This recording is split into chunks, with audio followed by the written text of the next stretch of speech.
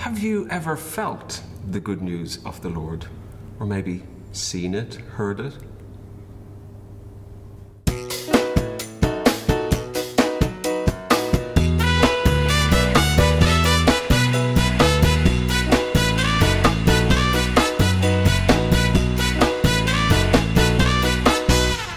Welcome to another episode of TGI Monday. Guys, it's episode 98. How ridiculous is that? Simon, it's been emotional so far. We're planning a bit of something a bit different and a bit fun for our 100th episode. So do tune in for another couple and see where we go. I want to dive into the question pretty quickly today because it's really good and there's so much we can talk about. So first of all, I just want to thank Chris Davis, who sent us the question via the website. It's a fantastic question and I'll just read all of it. Most of us come into a relationship with Jesus through hearing things, reading things and listening to people's stories. I'd like to hear the panel's thoughts on how a person with profound learning disabilities and as a result may not be able to engage with Jesus through those routes, might be able to engage with the journey of faith. Chris, that's a good question. He's talking about how we discover God, really, I think, isn't he? Did you, Father Damien, did you discover Jesus through reading? I discovered Jesus through being in an environment where Jesus was talked about a lot. Okay. Where stories were told, where love was evident, both in a family and in a church sense. Okay, I can't pick out specifics about the words or the, But stories were part of something. Just indeed so, yeah. Okay. But just conscious of being in an environment. Yeah. So the stories on their own aren't going to be enough anyway. What about you, Steph? Yeah, I think I'd say very much the same, really, that it's those relationships and knowing that you're loved and valued in a church and a family context that kind of starts you off down that journey. And okay. For me, there was a lot of learning along the way, particularly when I went to university and I joined the Christian Union, and that for me was a big part of my journey. Do you love a really hefty theological book? I'd love to say yes. When I left theological college, one of our lecturers warned us that there were the sorts of vicars where the last theological book on their shelf, the most recent one, was the year they were ordained. I'm not quite that bad, but yes, I must admit I don't give as much time to it as I would love, but I do when I do. So study is still important in terms of your growth. Okay. Yeah, those stories and those books. Paul, what about you? Are there particular stories or encounters, or did you sit in a study full of books to discover Jesus? Well, or was it a pub, more likely, I perhaps, keep for you? the Bible by my bed. Mm-hmm. It's essential because I put it under one of the legs. It stops it wobbling. Me and books. I'm a bit naughty that way. Nobody read me or talked me into being a Christian. I was loved into being a Christian. Right. I do have some ideas on this. Can I jump in? Yeah, go for it. How would you answer Chris then? Well, those I know, the few people I know with learning difficulties and those with sensory disabilities such as blindness or deafness. Definitely about sensory stuff which isn't linked to learning disabilities. Yeah. All of these people know love. And most of these people have come to faith. And I've got a hero of mine. This is a picture I'm going to show you. Show it to you first. There you go. This is a lady called Helen Keller. And Helen Keller was born in Alabama in the United States in 1880, I think. And she is amazing for many things. A great writer. But when she was 2, she was struck with a disease they think was probably meningitis, which left her both deaf and blind. Yet she still came to faith. And that was through, her communication was through the sensation of touch. And I just think, wow, God gets in there somehow.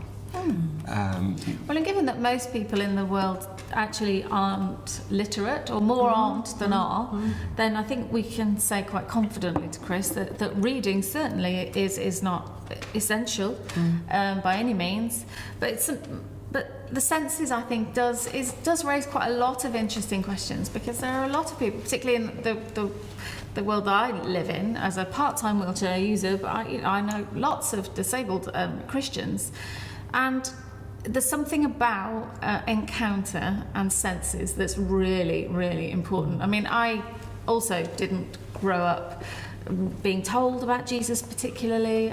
For me, I came to faith, Chris. My experience was that I just sensed that there was a God with me. It was about a deeper sense that God was real. And then when somebody told me about who they think the Christian God is, I'm like, oh yes, I think that's the one that's with me. So I would really categorically say, Chris, that emotional disabilities or sensory loss or even not liking books and preferring to use books for table legs is absolutely no precursor to encounter with God. Something about companionship and experience. But these are things that happen in our bodies. They're emotional, aren't they? They are. When I heard this question, I don't have that much experience of working with people with profound learning difficulties, but I was thinking about some of the little children that I've known over the years. And when I was a curate, there was this little lad called Ugo, and he used to come up to the communion rail for a blessing every week. And he's probably in his early 20s now, but he was about 3 at the time. And he would come up with this grin from ear to ear, like this was the biggest treat of his week. This was the most exciting moment. And nobody had taught him that, and if they tried, he wouldn't have kind of grasped that on an intellectual level. You can't tell a 3-year-old the biggest treat of the week is going up to that rail and having some weird woman put a hand on your head. But he knew it emotionally, that there was something that he saw in his family and in our church family about people coming up to receive from God at that table, and he knew emotionally that that was important, and he experienced it, and you could see that in his smile, you could see that in the eagerness that brought him there. And that's not an intellectual response, because he was 3. That's a heart response. And I do think the Anglican Protestantism has a sort of quite a lot of our cultural stuff in our churches these days is about kind of thinking things through. Have any of you heard of someone called John Vanier or Large Communities? He is a guy who has done a heck of a lot, and he gave up the life that he had and became a companion living in a community of people with profound learning disabilities. And he has discovered and since gone on a journey of telling the world and sharing the world and setting up similar communities all over the place, where people who experience the world differently are an expression of who God is and are a gift to us.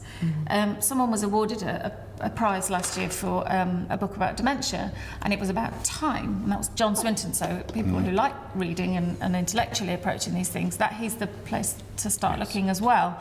And he talks very much about people with people who engage differently, and particularly with time, actually. And he's talking about dementia, that, you know, we're not all there. We're not machines. We are people who experience the world, and through slowing down because we can't charge on, we discover more about God, not less. Is that? Do any of you have any experience of that? Because we dash about, don't we? Yes. If you don't have time to stop and smell the roses. That's Shakespeare, isn't it? Probably. Yeah. Usually. We're back to our old friends Grace and Mystery, aren't we? That well-known double act. The gifts that we cannot identify or put a kind of barrier around, the outpouring of grace that does get in through the cracks of our perception. I mean, I've got a room full of, you can imagine, with my background, I've got so many books. One or two. Terrifying. And I've read one of them. Have you? Yeah. I won't tell you All which the way one. through? All the way through to the end. But that actually isn't how I learn, in a sense.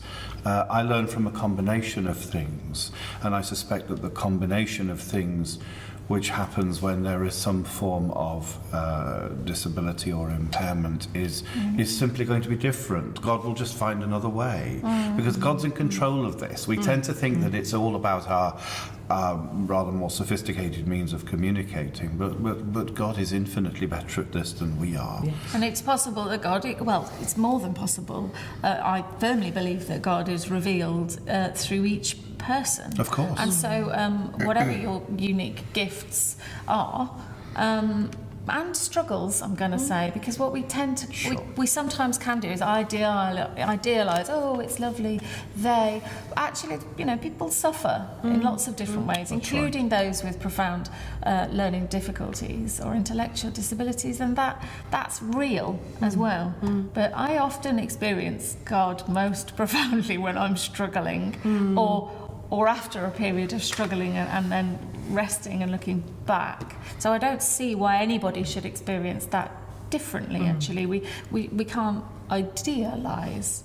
There's so much more we could say on this, I think. I wanted to say music is quite a big deal for me as well. Yes, absolutely. And it's a pretty big deal in some of the care homes that Angel and I visit, actually. But for now, I'm just going to enjoy cuddling this dog as a very gorgeous and comforting expression of God's presence in the world. And she quite liberally shares that with anybody who wants to enjoy her. So, Chris, we've barely scratched the surface on this for you, but I think we are definitely all agreed that you certainly don't need to be able to read, and that we never encounter God or Jesus and develop that relationship in one way, but many, and we need to be open to them all. In dementia care homes, this dog is God on legs. When I do write a book, it's going to be called The Christ-Like Dog. And I will read. I'll read that one. I've yet to own one. Showbiz. You know the camera's still So rolling. showbiz. Thanks for watching. Chris sent us a fantastic question for today, but I'm sure you've got plenty of really good ones as well, so please send them in.